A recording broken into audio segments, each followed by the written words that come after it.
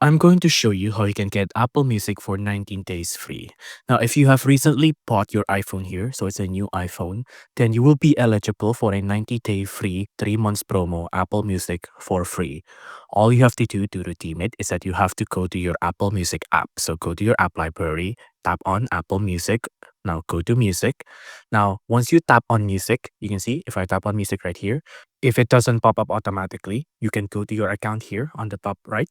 When you go to your account, you can have a button called accept 3 months free. Now, if you accept 3 months free, you can see you can get Apple Music for 3 months free like this, right?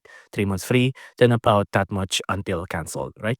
But of course, for this promo to appear, you need to get a new iPhone. So when you have recently bought a new iPhone or you have recently switched device, you will get this promo for free.